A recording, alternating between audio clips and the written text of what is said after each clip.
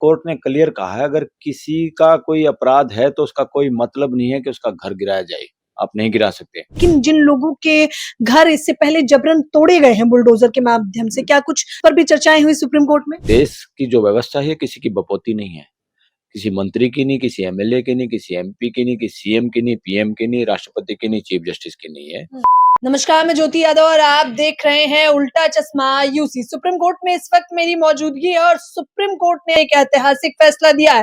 दरअसल बेलगाम हो रहे बुलडोजर पर सुप्रीम कोर्ट ने लगाम लगा दी और सीधे तौर पर कहा है कि महज आरोपी होने पर किसी व्यक्ति के घर पर बुलडोजर नहीं चलाया जा सकता। उसके परिवार को एक व्यक्ति की गुनाह की सजा सभी को नहीं दी जा सकती। क्या कुछ हुआ है आज सुप्रीम कोर्ट में, सीधे सुप्रीम कोर्ट के वकील बलराज मलिक से हम बातचीत करेंगे। सर, कैसे देख रहे हैं इस पूरे मामले को?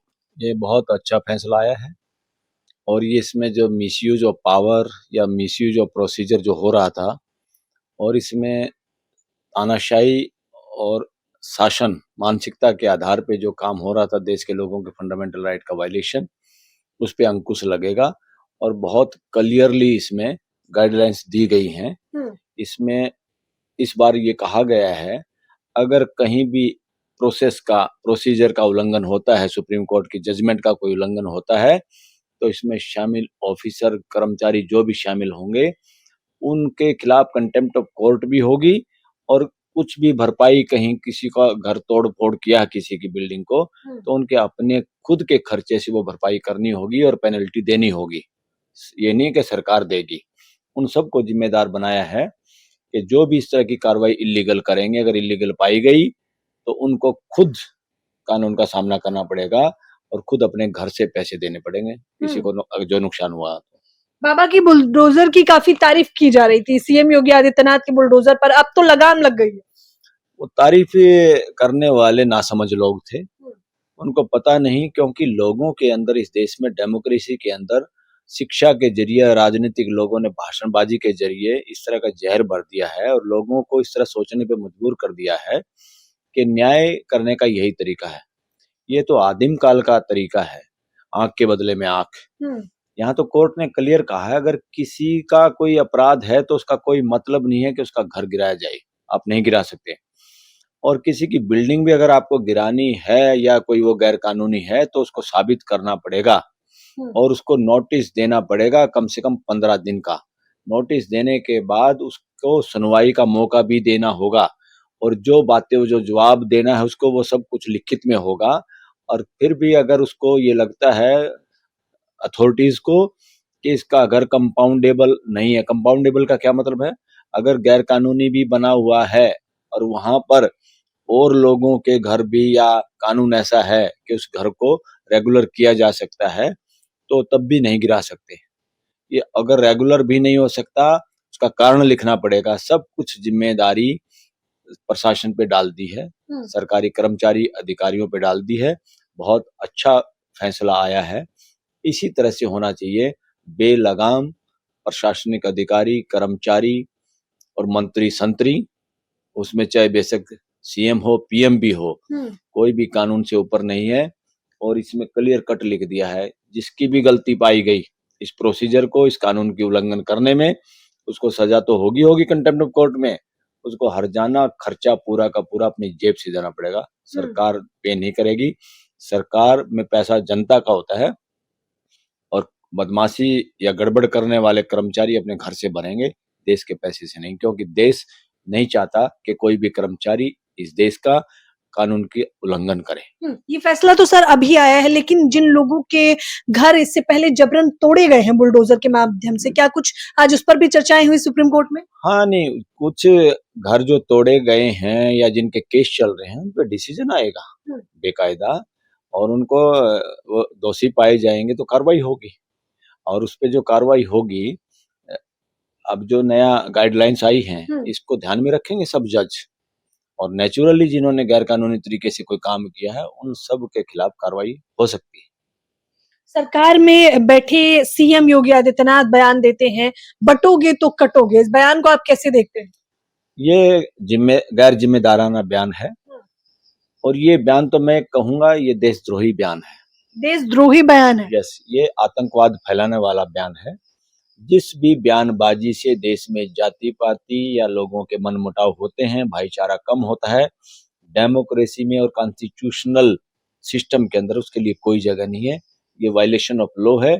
इस पे भी सुप्रीम कोर्ट ने इसी तरह गाइडलाइन देनी होंगी जिस तरह जस्टिस बी.आर. गवई और जस्टिस के.वी. विश्वनाथन ने हिम्मत दिखाई है।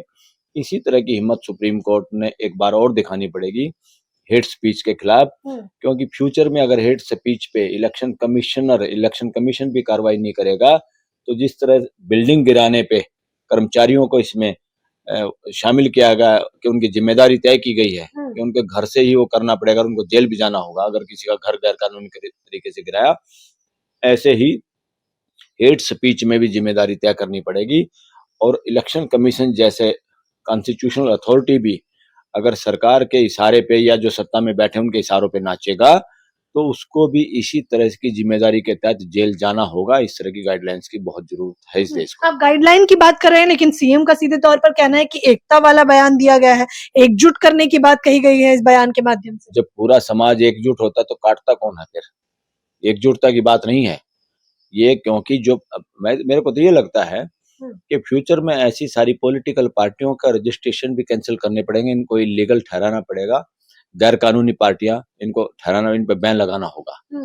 जो देश के लोगों को रिलीजन या जाति पे बांटने की बात करेंगे या अपने संविधान या अपने किसी मांग पत्र में या इस भाषणबाजी में ऐसा करेंगे, पूरी मानव जाति का जुड़ने का समय है। और 140 करोड़ देश के जो लोग हैं वो एक परिवार का हिस्सा है। ये बहुत सेकेंडरी और थर्ड लेवल की बातें हैं, रिलीजन और जाति, इनका कोई महत्व नहीं है संविधान के हिसाब से। संविधान में ये लिखा है कि हमारा सारा मकसद है इस तरह से देश आगे बढ़े, इस तरह से न्यायिक व्यवस्था काम करे कि देश का भाईचारा और प्रगाढ़ हो, भाईचारा बना रहे। ये बयान भाईचारे वाला नहीं है, ये भाईचारा तोड़ना वाला बयान है।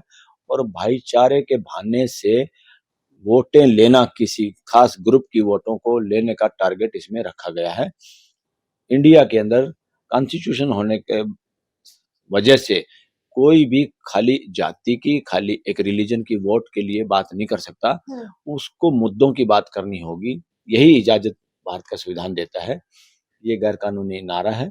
और इसलिए आतंकवाद की परिभाषा क्या है इस देश के अंदर? आतंकवाद और आतंकवादी किसे कहा जाता है हमारे कानून में?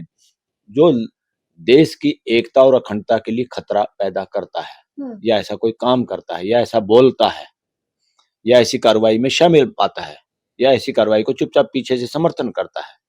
तो इसलिए फ्यूचर में इस देश में चाहे कोई संगठन हो, चाहे पॉलिटिकल पार्टी हो, चाहे पॉलिटिकल कोई आदमी हो या कोई भी XYZ हो, जो आदमी देश के भाईचारे को, यूनिटी क्या है देश की? लोगों की यूनिटी। भले वो सीएम हो, कोई सीएम हो या पीएम हो, सीएम और पीएम के लिए अलग कानून थोड़ा देश में।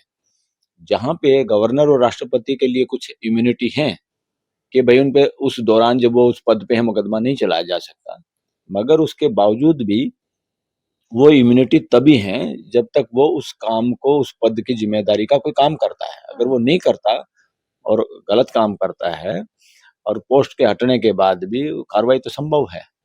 तो कोई ऐसी इम्यूनिटी नहीं दी गई। इम्यूनिटी भी देने का मतलब ये है कि ताकि देश में एक व्यवस्था बनी रहे। संविधान का काम है देश में मानवीय व्यवस्था स्थापित करना, और पॉलिटिकल लोगों का काम है और पॉलिटिकल पार्टी का काम है अच्छे अच्छे लोगों को टिकटें दे के अच्छे जनप्रतिनिधियों को जनता के सामने प्रस्तुत करना। बस इतना सा काम है।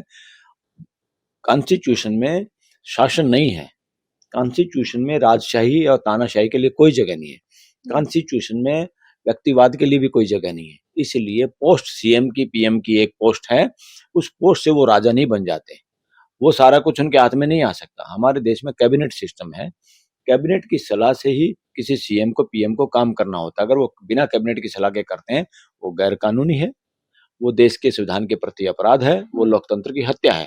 इसलिए सारी पॉलिटिकल पार्टियों को भी ये अनुरोध है कि अपने अपने वर्करों को और अपने जो आपके एमएलए एमपी हैं उनको समझाओ, उनको उनके हकों के बारे में बताओ, उनकी ड्यूटी के बारे में बताओ कि वो सीएम और पीएम के कहने से लंबे लेटने की जरूरत नहीं है और अपनी अपनी आवाज उठाने की जरूरत है। मगर देश में डेमोक्रेसी का विनाश इसलिए हो गया क्योंकि इलेक्शन कमीशन तो एक पपेट की तरह काम कर रहा है ही नहीं, कोई दिखाई नहीं दे रहा। तोते की तरह काम कर रहा है चुनाव आयोग। हाँ, बिल्कुल तोते की तरह काम कर रहा है, दिखाई नहीं दे रहा। और इतना सिचुएशन आ गई है कि आज राजीव कुमार नाम नहीं रखना चाहते लोग अपने नए पैदा हुए बच्चों का। इस तरह से नफरत हो गई इस नाम से भी देश के लोगों को कि वो आदमी देश के पैसे की तनख्वाह अपने घर ले जाता है, मौज उड़ाते हैं उसके बच्चे, और वो देश के संविधान के हिसाब से काम नहीं कर रहा। तो इसलिए गाइडलाइंस की जरूरत है उसमें भी। सुप्रीम कोर्ट ने आज जो बुलडोजर एक्शन पे सीधे तौर पर अल्टीमेटम दिया है, तो सरकार को इससे क्या कुछ सीखना चाहिए? सरकार को तो सीखा हुआ, सरकार तो शरारत में है। सरकार, पहली बात तो ये शब्द भी बदलना पड़ेगा फ्यूचर में। ये शहरों के नाम बदलने में एक्सपर्ट हो रहे हैं, ये धार्मिक स्थानों को बदलने में एक्सपर्ट हैं। असली शब्द तो सरकार बदलना है। पिक्चरों में देखोगे, पुरानी पिक्चरों में गुंडे मवाली या जो खास लोग हैं जो शोषण करते हैं लोगों का, उसको मेरी सरकार, जी हजूर, हजूर सरकार, ये सरकार शब्द मीनिंग ही नॉनसेंस है, इसको बदलना पड़ेगा। इस गवर्नमेंट का मतलब सरकार नहीं है, गवर्नमेंट का मतलब है मानवीय व्यवस्था स्थापित करने की व्यवस्था, और संविधान का मतलब है मानवीय व्यवस्था स्थापित करने का या मानवीय व्यवस्था के लिए डॉक्यूमेंट। तो उसके लिए काम करना हम सबको, सरकार वरकार कोई नहीं, और सरकार का नहीं है ये देश की जो व्यवस्था है किसी की बपौती नहीं है, किसी मंत्री की नहीं, किसी एमएलए की नहीं, किसी एमपी की नहीं, किसी सीएम की नहीं, पीएम की नहीं, राष्ट्रपति की नहीं, चीफ जस्टिस की नहीं है। ये एक व्यवस्था है, इस व्यवस्था में लोग बदलते रहते हैं और अपना काम करते हैं। इनको सिर्फ काम करना है, और ये काम नहीं हो रहा था। व्यवस्था चलाने की जिम्मेवारी जिनके पास है, वो अपने आप को राजा समझे बैठे हैं, वो अपने आप को तानाशाह समझे बैठे हैं, वो लगातार उन पदों पे बने रहना चाहते हैं। ये सोच अपने आप में असंवैधानिक है, ये सोच अपने आप में आतंकवादी सोच है, कब्जा करने की सोच है। लोकतंत्र में इस तरह की मानसिकता के लिए कोई जगह नहीं। इस सोच को बदलना और धराशायी करना बहुत जरूरी है, शिक्षा के जरिए और कानून और गाइडलाइंस के जरिए। आपने कहा जो सरकार सत्ता में है, जो सत्ता में काबिज है, वो सीधे तौर पर तानाशाह बनते जा रहे हैं, तो क्या सुप्रीम कोर्ट इस पर कुछ एक्शन नहीं ले सकता? सुप्रीम कोर्ट की तो जिम्मेवारी है ये सुप्रीम कोर्ट की मर्जी नहीं है, जिम्मेदारी है, उनकी ड्यूटी का हिस्सा है। देश में जब भी कोई गैर संवैधानिक काम होता है या कोई गैर संवैधानिक काम करता है या संवैधानिक पद पे बैठा हुआ आदमी भी कोई गड़बड़ करता है, बदमाशी करता है, सारी ड्यूटी बिना मुकदमे के भी करने की और उस पर नजर रखने की जिम्मेवारी सुप्रीम कोर्ट की है और हाई कोर्ट्स की है, जितनी भी हाई कोर्ट हैं इनके जजों की है। अब इस देश का दुर्भाग्य ये है कि बहुत ही चंद जज ऐसा हिम्मत दिखा पाते हैं जो सुओ मोटो एक्शन लेते हैं, अपने आप संज्ञान लेते हैं। सबको लेना चाहिए। अगर सुओ मोटो स्वयं संज्ञान लेना शुरू कर दें अखबारों को पढ़ के, तो हिम्मत नहीं कोई भ्रष्टाचार देश में हो जाए, हिम्मत नहीं कोई इस तरह का बुलडोजर इतने सालों तक चलता रहता और लोग भाषणों में देकर वाहवाही लूटते रहते, हिम्मत नहीं किसी की इस तरह का कोई काम कर पाए। तो इसलिए सुप्रीम कोर्ट और हाई कोर्ट कहीं ना कहीं कमजोर पड़ी हैं, इसी वजह से इस तरह की गुंडागर्दी सरकार के नाम पे या शासन के नाम पे होती रहती है देश के अंदर। अब ये फैसला आया, देर आए दुरुस्त आए, एक अच्छा अंकुश लगेगा।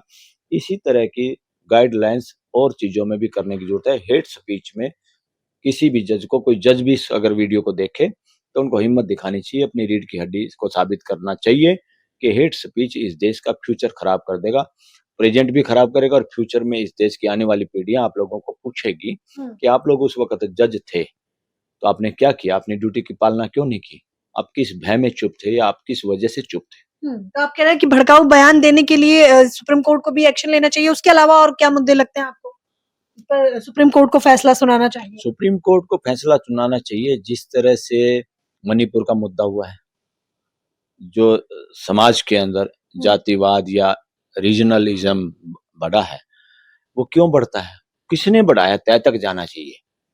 और सुप्रीम कोर्ट को हमेशा इन्वेस्टिगेटिंग एजेंसीज को भी करना चाहिए और ये देखना चाहिए, इस पे भी गाइडलाइंस की जरूरत है कि इस देश के अंदर जो भी गलत काम होता है, जो लोग फोर फ्रंट पे होते हैं, वो उनका नहीं होता है, पीछे से उसके पीछे बहुत बड़ी भूमिका है देश के पॉलिटिकल लीडर्स की, जो देश के अंदर नफरत का बीज बोते हैं और फिर उसकी फसल काटते हैं इलेक्शन जीत कर, और फिर वही सरकार चलाने वाले होते हैं।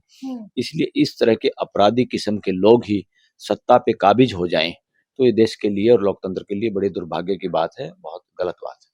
तो देख लीजिए, सुप्रीम कोर्ट के वकील बलराज मलिक से हमने सीधे तौर पर बात करी। उन्होंने कहा कि देर आए दुरुस्त आए, यानी कि सुप्रीम कोर्ट का जो फैसला है वो बढ़िया है, और आगे जो भड़काऊ बयान जिस प्रकार से दिए जाते हैं तमाम राजनेताओं के द्वारा, जनता को भड़काने का काम करा जाता है, दंगे फैलाने का काम किया जाता है भड़काऊ बयानों के माध्यम से, हो सकता है आने वाले भविष्य में सुप्रीम कोर्ट इस पर भी कोई बड़ा एक्शन ले। फिलहाल इस चर्चा के बारे में आप लोग भी मुझे अपनी राय जरूर बताएं। कैमरामैन तौहीद के साथ ज्योति यादव, उल्टा चश्मा, यूसी।